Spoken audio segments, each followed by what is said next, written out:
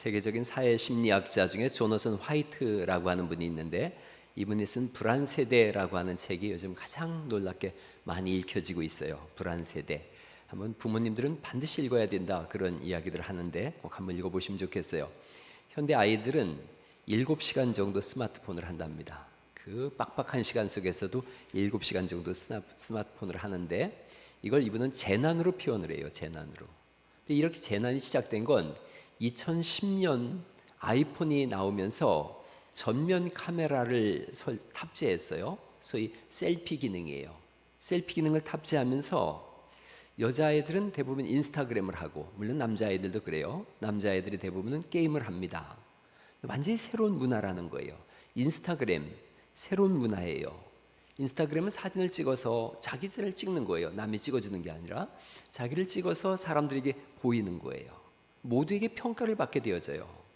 평가를 받으면 둘 중에 하나예요. 영어로 스타는 별이에요. 스타, S-T-A-R. 그런데 S-T 대신 C를 쓰면 스카, 상처가 되어져요. 별이 되든가 상처를 입든가.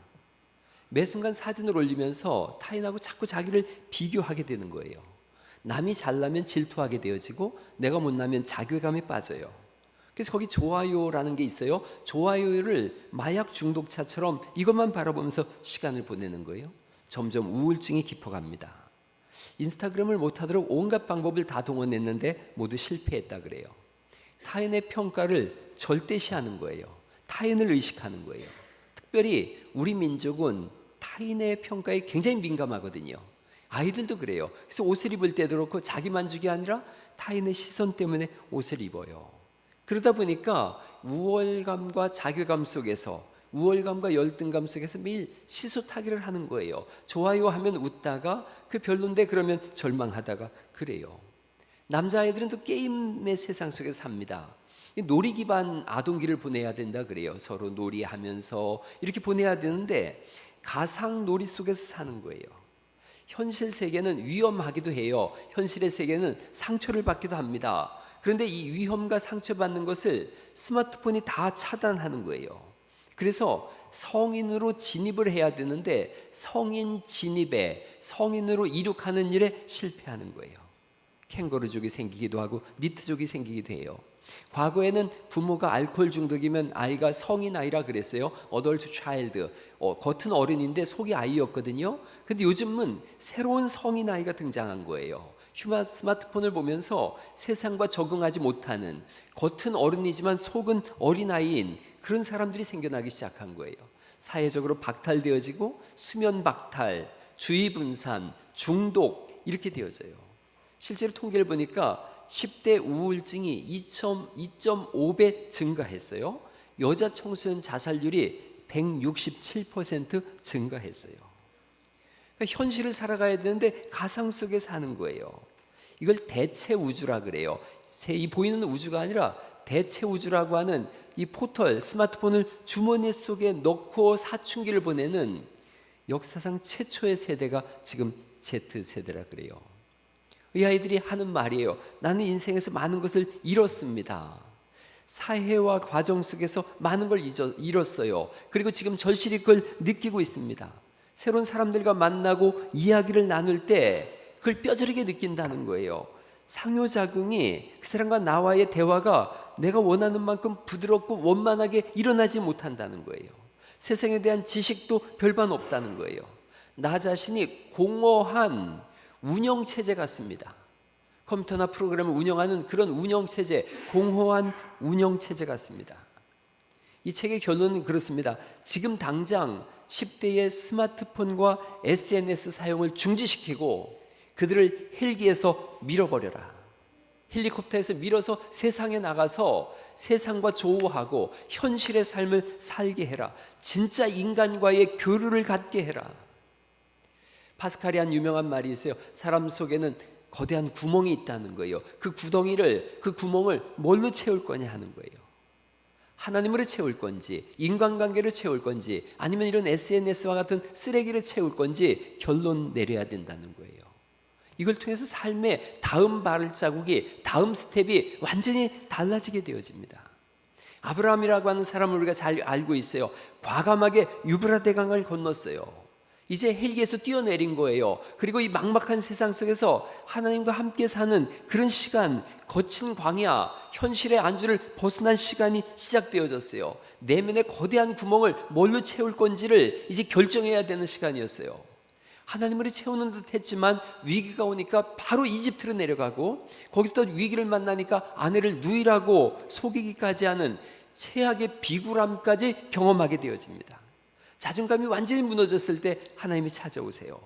헤브론에서 하나님 앞에 예배했다 그랬는데, 헤브론은 교제라는 의미를 가지고 있다라고 지난주에 말씀드렸어요. 이제 하나님으로 내가 내 인생을 채워가겠습니다.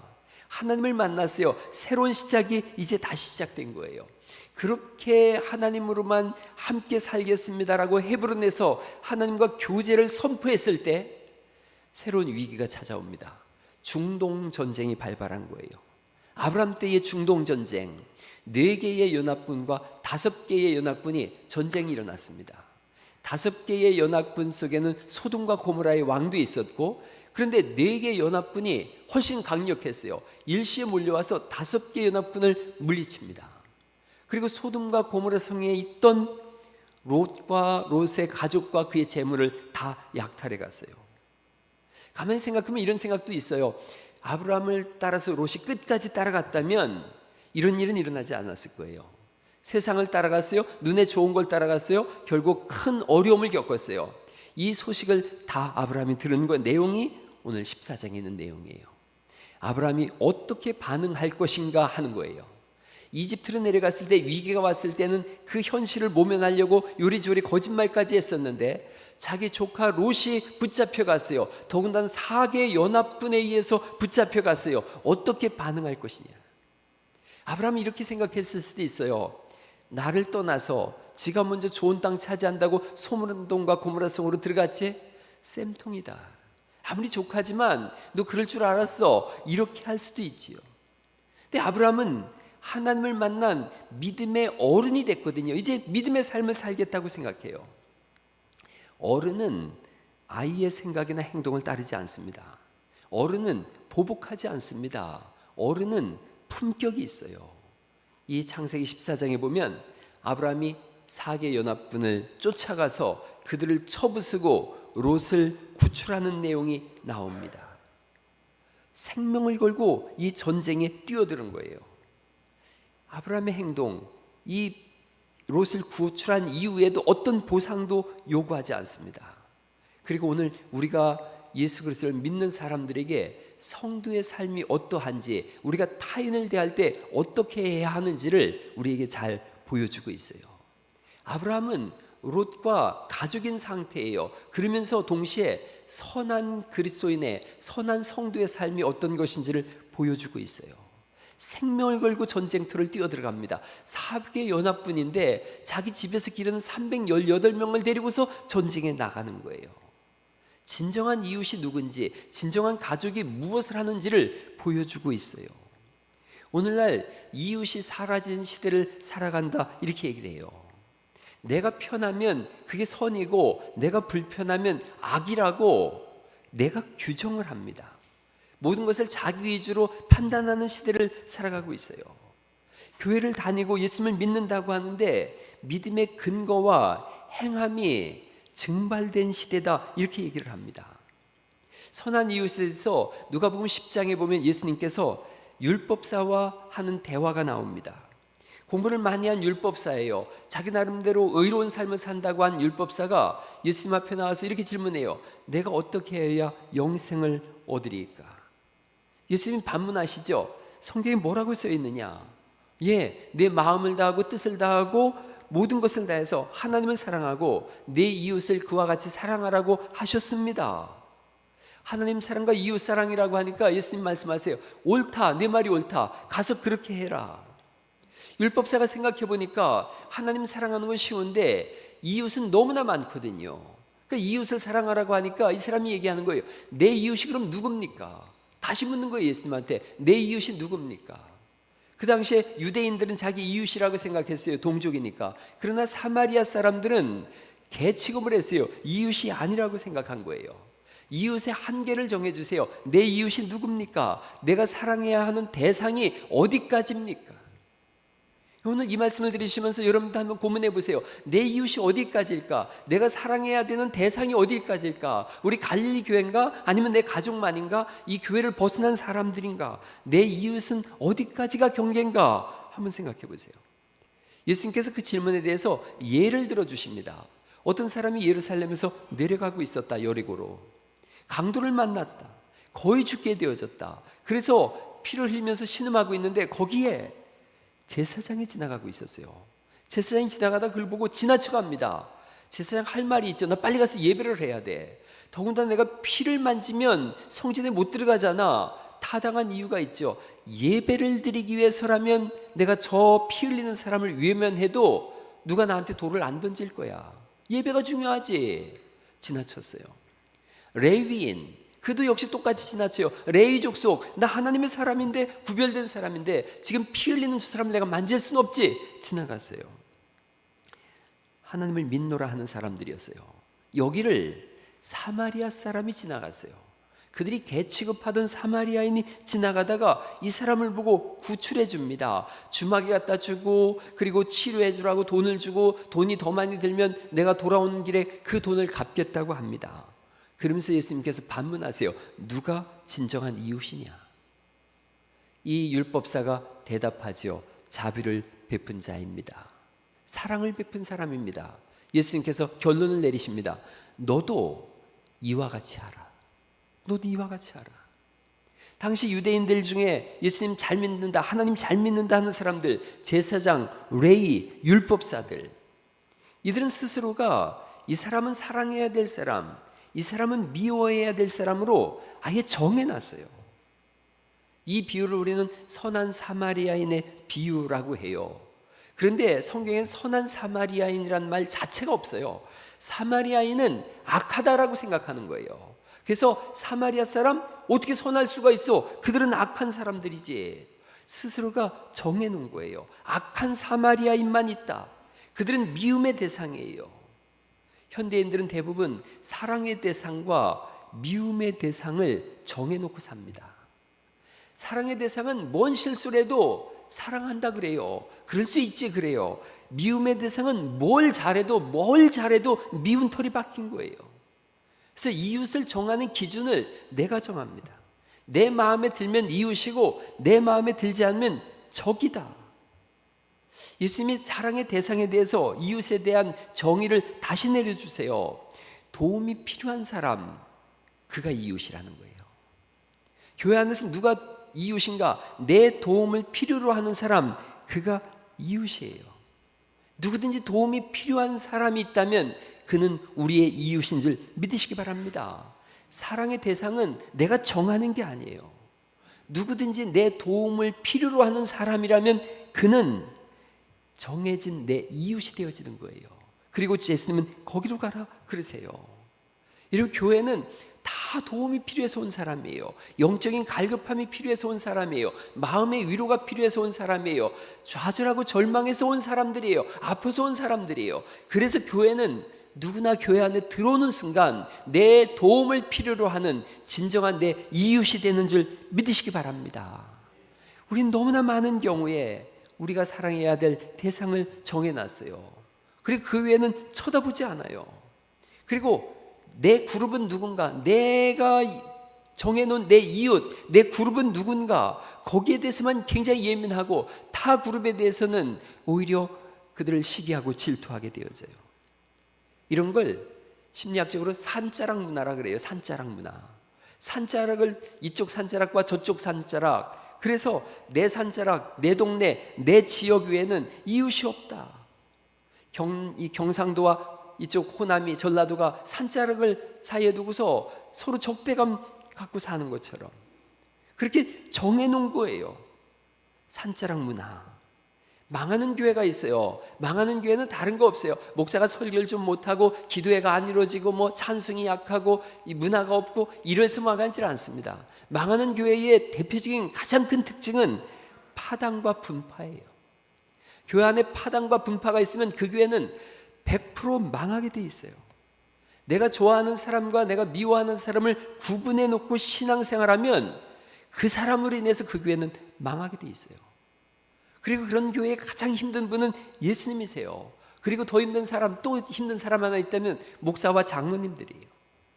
교회는 그런 분파와 파당, 파벌이 없는 곳이야 하나님이 복을 주시고 성장하고 부흥하게 하시는 줄 믿으시기 바랍니다.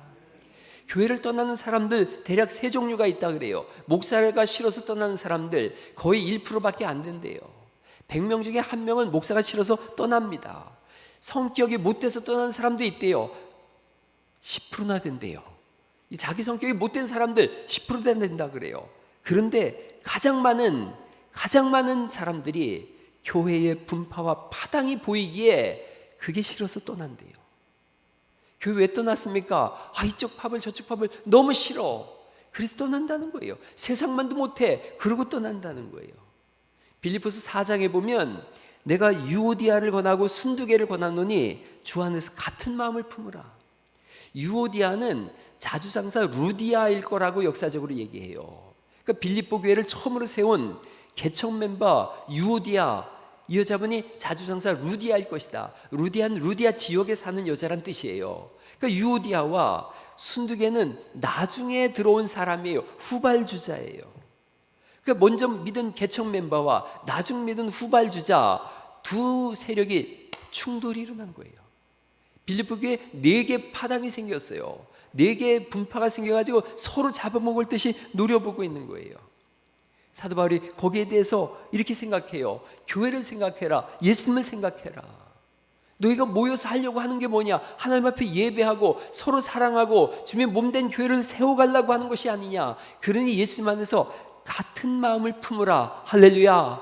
교회 가장 중요한 게 같은 마음을 품는 거예요. 성도는 교회에 오면 다 이런 생각해요. 내가 다르게 살아야 되겠다. 다르게 산다는 게 뭐냐 하면 하나님께 예배하는 것이며 만나는 사람들과의 삶의 관계 속에서 다르게 살겠다는 거예요. 여러분, 가상현실 같이 보이는 믿음처럼 보이는 것이 가상현실처럼 보이지만 현실 세계 속에서 사람과 사람을 만나서 내가 다르게 살아야 되겠다. 내가 정해놓고 사랑할 게 아니라 내 도움이 필요하다면 핍박하는 그 대상이라도, 나를 박해하는 그 대상이라도 가서 돕는 이웃이 되겠다. 그것이 신앙생활인 줄 믿으시기 바랍니다. 이게 말로만 생각으로만 그렇게 고찰되는 것이 아니라 삶으로 드러내야 된다는 거죠. 미국의 한 신학교에서 선한 사마리아인의 의미를 알아오라고 신학생들한테 교재 숙제를 냈어요. 선한 사마리아인에 대해서 학생들이 도서관에 가서 주석도 찾아보고 여러 가지 문서도 찾아보고 설교도 읽어보고 그랬어요. 그런데 한 그룹에서 이걸 한번 시험해보자. 선한 사마리아인에 대해서 우리 교회가 신학교니까 다 듣고 공부하고 배웠는데 이걸 한번 실험해보자 하는 생각을 가지고 실험을 했어요. 한 학생을 분장을 시켰어요. 정말로 강도 만난 사람처럼 찢어진 옷을 입히고 피 묻은 것처럼 분장을 시켜서 도서관에서 기숙사까지 가는 그 학교 길 모퉁이에 넘어져 있게 했어요. 2시간 동안에 자세히 관찰했는데 그 2시간 동안 42명의 학생이 여길 지나갔는데 단 한 사람도 이 학생한테 가서 손을 내민 적이 없는 거예요. 이게 배운 것과 현실의 차이예요. 이렇게 여러분, 누가 우리의 진정한 이웃입니까? 아브라함이 그 조카 롯을 위해서 생명을 걸고 전쟁터에 뛰어들었습니다. 사개 연합군 속에 뛰어들었습니다. 우리도 그런 선한 이웃이 됩시다라고 아무리 얘기해도, 교회는 파당과 파벌이 없어야 됩니다, 내 도움이 필요한 사람이 내 이웃입니다라고 아무리 설교해도 예배 때는 아멘 하지만 이 문을 벗어나는 순간 또 그룹을 짓습니다. 이건 내가 사랑하는 그룹, 이건 내가 미워하는 그룹, 넌 내 평생의 원수야. 그 사람이 아무리 좋은 일을 해도 질시하는, 질투하는 눈으로 보고, 그렇게 함으로 인해서 문 안과 밖이 너무나 체온이 다른 그런 현실을 맞이하고 있음을 이 실험은 보여주고 있습니다. 교회는 강도 만난 자가 나와서 위로받는 곳인 줄 믿으시기 바랍니다. 하나님 우리로 하여금 이웃이 되어주라고 우리를 부르셨어요. 예수님은 우리를 친구라고 하셨어요. 죄로 인해서 더럽혀지고 상해고, 그리고 날마다 하는 일이 죄 짓는 것밖에 없는 거짓되고 부패한 우리를 보면서 예수님께서 먼저 오셔서 손을 내미시면서 내가 깨끗하게 하겠다, 내가 구원하겠다, 내가 치료할 테니 나의 친구가 되자고 손을 내밀어 주신 줄 믿으시기 바랍니다. 망한 인생인 우리한테 먼저 오셔서 선한 이웃 되자고, 좋은 친구 되자고, 그래서 구세주가 되시고 구원자가 되시고 목자가 되시고 선한 사마리아인이 스스로 되어주셨어요. 아브라함과 롯은 가족입니다. 우리도 예수님 안에서 한 가족인 줄 믿으시기 바랍니다. 아브라함이 롯을 위해서 목숨을 걸고 지켜준 것처럼 우리도 서로 그렇게 목숨을 걸고 지켜주는 사람이 되라. 롯이 비록 아브라함을 배신한 것처럼, 배반한 것처럼 내가 먼저 좋은 땅 차지해야지 하고 훌쩍 떠나가는 그런 정말 싹수 없는 짓을 했어도 그가 위기에 처했을 때, 곤경에 처했을 때 아브라함은 생명을 걸고 거길 달려갑니다. 하나님 우리에게 그런 그리스도인 되라고, 누군가가 위기에 처했을 때 내 저 인간 저럴 줄 알았어 라고 하는 것이 아니라 내 생명을 걸고 달려가서 그의 손을 붙잡고 살려내는 일을 하라고 우리 이곳에 모이게 하셨고 이 말씀을 듣게 하신 줄 믿으시기 바랍니다. 이어지는 말씀이 아브라함이 멜기세덱이라고 하는 왕한테 갑자기 11조를 내는 내용으로 바뀌어집니다. 이 좋은 아름다운 그림 이후에 갑분싸, 갑자기 분위기 싸늘해지게 11조 내용이 나옵니다. 그런데 이 11조 내용도 앞에 있는 부분과 연결선상에 있어요. 우린 11조에 대한 개념을 잘 못 알고 있어요. 11조에 대한 개념을 하나님 앞에 내가 11조 드리면 하나님이 큰 복을 주신대, 말라기서를 봐라, 11조 내면 창고에 쌓이지 않게 하나 봐라, 그러면서 11조가 투자인 것처럼, 또 11조를 안 하면 큰 저주를 받는 것처럼 자꾸 11조의 개념을 돈과 관련시켜서 해석을 하려고 그래요. 그러니까 교회만 가면 돈 얘기하니까 아이고 진짜 교회만 가면 돈 내라 그러고, 돈 내면 집 짓자 그러고, 그리고 또 돈 내라 그러고 또 더 큰 집을 짓자 그러고, 이렇게 나가는 것은 11조에 대한 오해예요. 11조는 투자가 아닙니다. 제가 이번에 제주도 그 총회 때문에 다녀왔잖아요. 한나절은 여행을 했어요. 여행을 했는데 돌 문화체험관에 갔더니 돌이 이렇게 하나 있고 구멍이 하나 있는데 거기에 100원짜리 500원짜리를 사람들이 거기다 던지느라고, 그러면서 거기에 들어가면 소원을 빌면서 던진다는 거, 이걸로 쏙 들어가면. 여러분 그런 거 해보셨어요?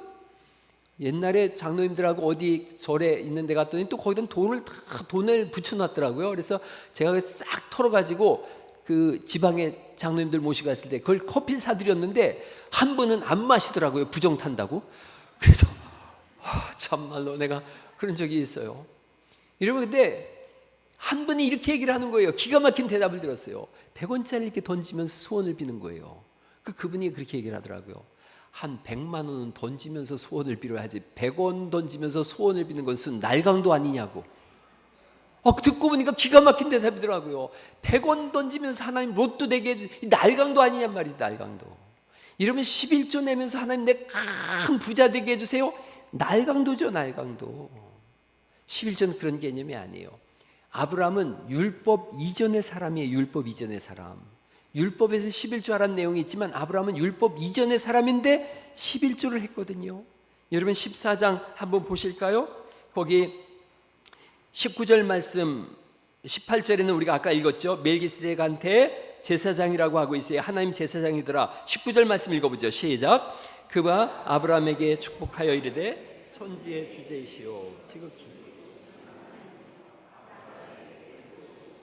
그랬더니 20절 말씀 또 읽어보죠. 시작. 내 손에 붙이신 지극히 높으신 하나님을 찬송할지로다 하매 아브라함이 그 얻은 것에서 10분의 1을 멜기세덱에게 주었더라, 이렇게 말씀하세요.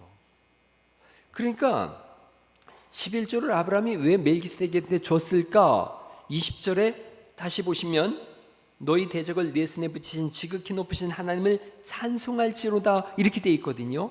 찬송할지로다의 이 정확한 번역은 감사할지로다예요. 감사예요, 감사. 그러니까 감사하라고 하는 멜기세덱의 권면에 아브라함이 그 자리에서 10의 1조를 드립니다. 그러니까 11조의 기본 정신은 놀랍게도 감사에 있어요.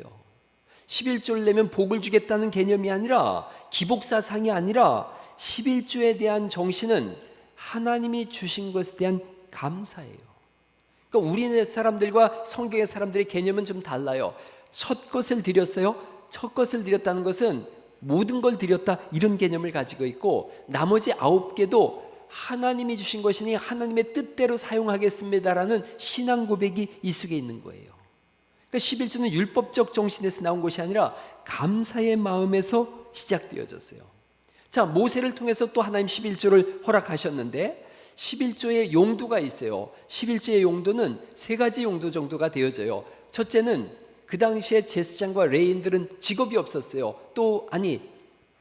기업이 없었어요. 기업이 땅을 분배받지 못했어요. 그러니까 그들을 먹여 살려야 됐어요. 11조의 첫 번째 용도는 그 레위인들의 사역을 위해서 쓰였어요. 오늘날로 말하면 장진영 목사나 저나 어떤 직업을 갖지 않고 있어요. 그러니까 목회에서 사례비를 주는 것 11조의 용도예요.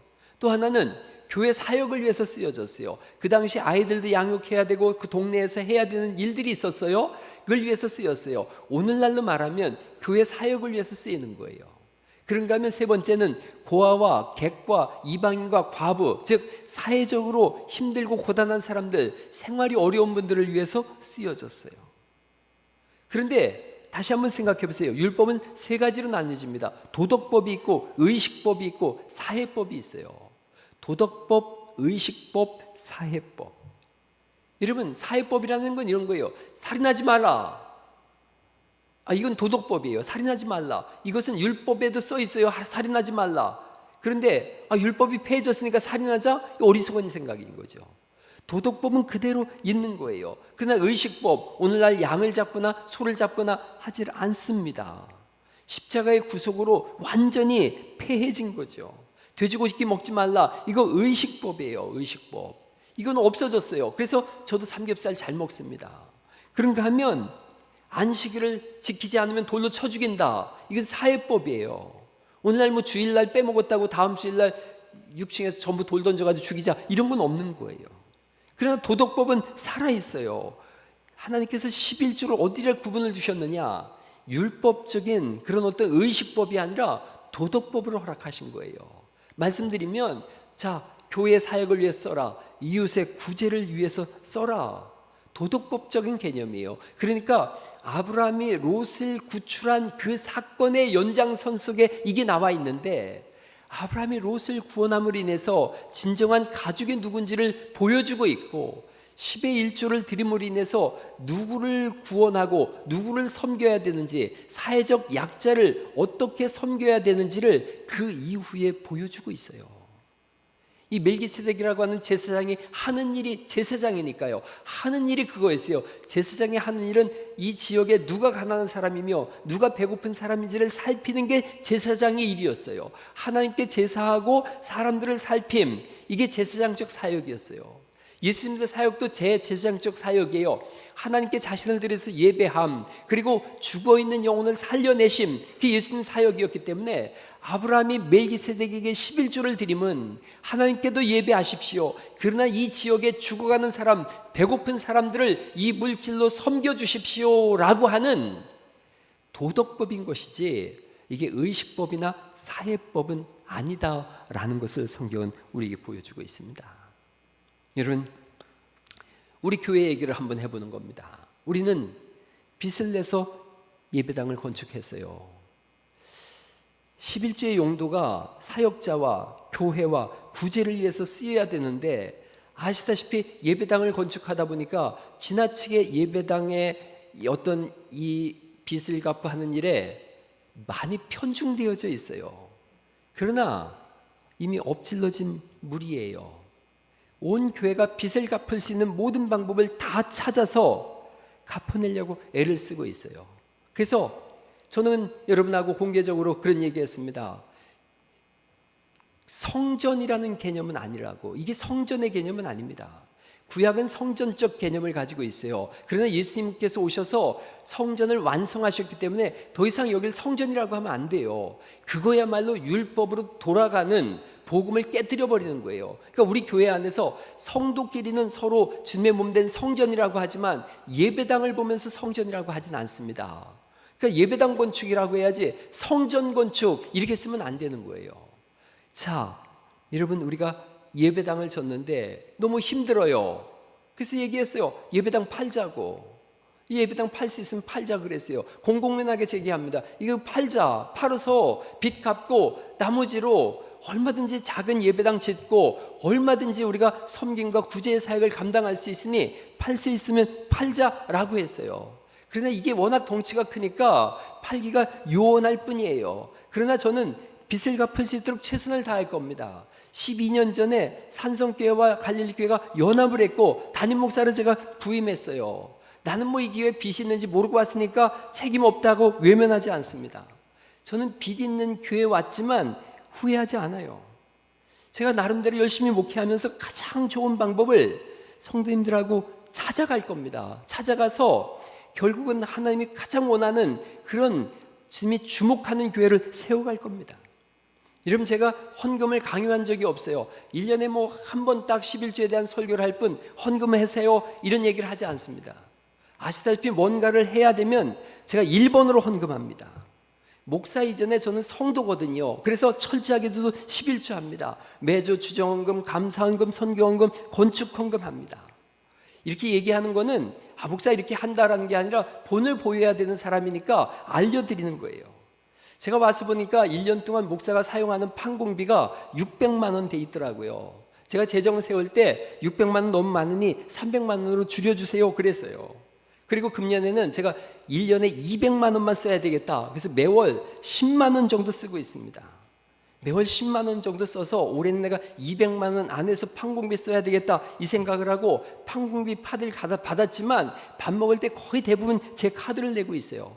함께 허리띠를 조여매야 되는 때가 이때이기 때문에 그렇습니다. 자랑하려는 것이 아니라 본을 보여야 되니까요. 우리는 이 교회에서 신앙생활을 합니다. 여기서 아이들도 길러내고 신앙훈련도 하고 여기서 생활도 해요. 이렇게 생각해 보셔도 돼요. 가정을 생각해 보세요. 집에서 아이를 기르지 않습니까? 생활도 하고 삶도 유지하거든요. 그러기 위해서 여러분 집집마다 빚을 내서 집을 사요. 근데 교회는 그런 일을 함께 하려고 좀 큰 집을 졌을 뿐이에요. 그런데 이 빚이 우리에게 가중되면 집은 어떻게 해요? 집 팔고 좀 작은 집으로 이사 가지 않습니까? 우리도 이게 가중되면 이 집 팔고 좀 작은 집으로 이사 가자는 거예요. 근데 여기 있는 동안에는 우리가 함께 하자고 손을 내미는 것이니 이러면 손에 손을 맞잡고 이 교회를 함께 세워가는 은혜가 있기를 간절히 축원합니다. 전 늘 하나님께 기도하고 있습니다. 여러분들이 결의한 대로 이제 호흡합상을 열었어요. 너무나 감사하게도 이제 지난주부터 호흡합상 인원이 점점 늘어서 밥 먹는 분이 늘어서 100명을 넘어서게 되어졌고 목요일인가는 170명 정도가 와서 밥을 먹었어요. 그래서 이제는 조금씩 빚을 좀 갚아나갈 수 있겠구나. 다른 사역들도 저는 여러 성도님들하고 길을 찾고 모색해 나갈 겁니다. 2층에 뭐 할까? 주중에 텅 비어있는 3층, 4층 공간을 뭘 할까? 늘 그런 것도 고민하고 있고 의견도 듣습니다. 그래서 이 교회가 빚에 허덕이는 것이 아니라 교회 성도들이 모여서 빚 얘기를 하는 게 아니라 우리가 이 돈을 가지고 어떻게 구제할까요? 어떻게 선교할까요? 누굴 도울까요? 어디에 투자해서 다음 세대를 길러낼까요? 이런 얘기로 가득한 교회를 함께 만들어가는 은혜가 있기를 간절히 축원합니다. 그렇게 교회 본질을 찾아가는 거예요. 돈 많은 교회 가서 돈 펑펑 쓰면서 목회하는 그런 목사님도 있겠지만 빚 많은 교회 가서 허리띠 졸라내고 함께 고생하면서 세워가는 그런 목사도 있어요. 저는 이게 제게 주신 사명이라고 생각해요. 큰 교회, 부자 교회 부러워하지 않습니다. 여러분, 큰 교회, 부자 교회 부러워하지 마시고 우리가 할 수 있는 일들을 함께 찾아서 하나님이 기뻐하시면 그걸로 만족하는 교회를 함께 세워갈 수 있기를 간절히 축원합니다.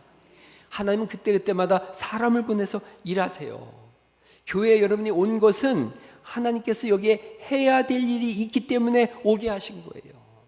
저는 이 교회 신앙생활하다 떠나간 분들에 대해서 비판하지 않고 고맙게 생각합니다. 얼마 전에 우리 교회 한 2년 정도 신앙생활 하신 분이 계셨는데 저쪽 다른 교회로 멀리 가셨어요. 그런데 그분이 오셔서 해놓으신 일이 저 뒤에 이렇게 뒤에 식당 후문에 들어올 때 움푹 빠지는 데가 있는데 거기다가 이렇게 정말 철제로 다 잘 만들어 놓으셨어요. 앞에 여기 소방호스 나오는 거기에 겨울이면 얼어가지고 미끄러지기도 하는데 거기를 정말로 잘 만들어 놓으셨어요. 페인트 칠도 해 놓으셨어요. 그래서 전 그분이 너무 고맙습니다. 하나님이 그거 우리가 10년을 지나봐도 아무도 그게 안 보여가지 못했는데 그분은 오자마자 그게 보이니까 그거 먼저 해 놓으셨거든요. 그 자기 일 다 하니까 떠나가시더라고요. 그래서 생각한 거예요. 하나님은 필요할 때마다 사람을 보내주신다. 할렐루야. 그래서 저는 오는 분들 환영하고 가는 분들 축복합니다. 그러니 여러분들 오는 분들 잘 받아들이시고, 또 어떤 사역이 있어서 가거들랑 그분을 향해서 손가락질하지 마시고, 하나님께서 어떤 사역이 있어서 그분을 그곳으로 파송하는 것으로 받아들이는 은혜가 있기를 간절히 축원합니다. 있는 곳에서 하나님 바라보시고 충성하세요. 그리고 여기에 우리가 모인 이유를 분명하게 아세요. 우리는 하나님께 예배하며 서로 섬기고 사랑하려고 모인 줄 믿습니다. 우리는 오케스트라도 있고 찬양대도 있고 찬양단도 있고 여러 가지 사역들이 있지만, 그 사역들은 하나님을 예배하고 서로 사랑하고 섬기기 위해서 만들어진 것이지, 그것을 위해서 교회가 있는 것은 아닌 줄 믿으시기 바랍니다. 식당에 봉사하고 헌신하시는 분들 너무나 고맙고 감사한데, 그 목적은 사랑하고 섬기기 위한 것인 줄 믿으시기 바랍니다. 이 분질이 바뀌면 안 되는 거예요. 오래전에 제가 어거스틴에 대한 이야기를 해드렸어요. 금식 기도하자고 그래서 다 금식하는데, 제자 중에 하나가 너무 배가 고픈 거예요. 금식 기도하는 목적이 뭐냐? 하나님을 더 잘 예배하기 위해서 우리가 금식하자 그랬는데, 서로 더 깊은 영적인 삶을 누리기 위해서 금식하자 그랬는데, 한 제자가 배가 너무 고프니까 몰래 먹다가 걸렸어요. 그러니까 이제 어거스틴 앞으로 끌고 와가지고 막 욕을 하는 거예요. 이 사람이 이런 사람이라고. 그랬을 때 그분이 옆에 있던 음식을 법석 집어먹는 거예요. 다들 깜짝 놀라가지고 왜 이렇게 하십니까? 그랬을 때 한 유명한 말이 있는 거예요. 우리가 예배하려고, 영적인 성숙을 위해서 서로 사랑하려고 금식하였는데, 이 금식으로 인하여 사랑이 깨지고 예배가 깨진다면 차라리 밥을 먹는 게 낫지. 할렐루야. 뭐가 본질인지를 잊어버리면 여러분, 교회는 산으로 가게 돼 있어요. 우리의 본질은 하나님 사랑과 이웃 사랑이에요. 섬기고 사랑하려고 여기 모인 것이지, 파당을 짓고 싸우고 분파하려고 온 것은 아닌 줄 믿으시기 바랍니다. 여러분, 우리가 장로 되려고, 목사 되려고, 권사 안수집 되려고 교회 온 게 아니에요. 저 목사 되려고 여기 서 있는 게 아니라 한 사람의 성도를 예배하려고 왔어요. 여러분들도 동일한 줄 믿으시기 바랍니다. 그래서 예배하고 사랑하려고 여기 모인 그 본질, 그 초심을 잊지 마시고 하나님 앞에 뜨겁게 예배하고 서로를 향하여 사정없이 끌어안고 사랑하는 그런 은혜가 있기를 예수님의 이름으로 축원합니다.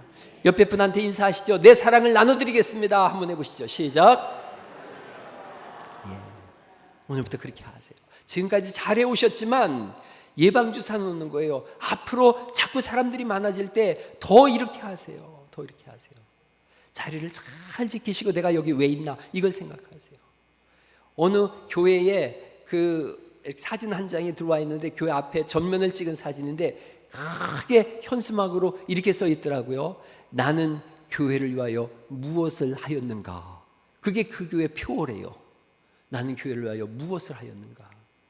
여러분, 내가 교회를 위하여, 주님의 몸된 교회를 뭘 하고 있는가. 스위스라고 하는 나라를 말씀드리면서 말씀 마치려고 그래요. 스위스의 국민소득은 1인당 총 국민 총소득이 우리나라 돈으로 한 1억 3천만 원 정도 됩니다. 가장 부유한 넘버 3 중에 한 나라예요. 500년 전만 해도 8개월이 겨울이에요. 그러니까 이 사람들 우리나라 보릿고개 넘기듯이 씨감자 놓고서 이거 끌어안고 죽었던 나라가 여기예요. 뭘 팔려고 그래도 자원이 하나도 없는 거예요. 인구 지금 900만 명 정도 되는데 팔 것이 없으니까 피를 팔았어요. 그게 뭐냐? 용병으로 나간 거예요. 용병으로. 다른 나라에 용병으로 나갔어요. 1506년 1월 22일 날 150명이 로마 바티칸 궁을 지키는 용병으로 팔려나갔어요. 교황청에 가서 이제 용병 임무를 수행하는데, 1527년 5월 6일 날 적대국이었던 신성 로마 제국이 쳐들어왔어요. 너무나 많은 숫자가 쳐들어오니까 이 바티칸을 지키고 있었던 사람들 다 도망갔어요. 다른 나라 용병들도 다 도망갔어요. 스위스 용병들 이들만 189명이 한 사람도 도망가지 않았어요. 나중에 로마 교황이 이제 위험하니 그냥 도망가라 그러는데도 이들이 이렇게 얘기하는 거예요. 우리가 지금 도망가면 누가 스위스 용병을 고용하겠는가? 그렇게 고용하지 않으면 우리 고국에 있는 백성들은 다 굶어 죽을 판인데, 내가 도망가면 저들이 굶어 죽는다. 한 사람도 도망가지 않았어요. 189명이 그 자리에 서서 전사했어요. 그 이후로 로마 교황청은 스위스 용병만을 기용하는 전통이 생겼어요. 1792년 프랑스 혁명 때 모든 용병들이 다 도망갔어요. 근데 786명의 스위스 용병들이 똑같이 얘기했어요. 우리가 도망가면 우리 고국에 있는 우리 동족들은 다 굶어 죽는다. 우리가 도망가면 훗날 어느 나라가 우리를 용병으로 맡기겠는가. 786명이 그 자리에서 다 죽었어요.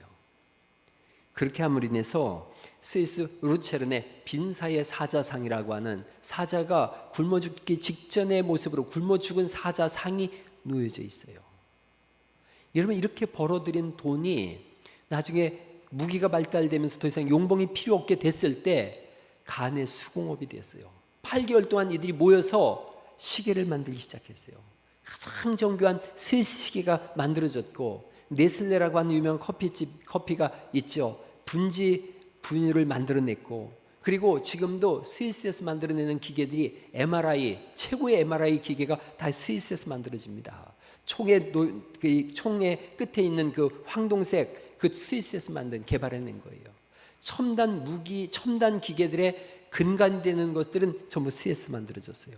가장 정교한 명품을 만들어냈고, 지금 1억 3천만 원이라고 하는, 개인 한 사람 한 사람의 소득 1억 3천만 원이라고 하는 엄청난 부유한 나라가 되어졌어요.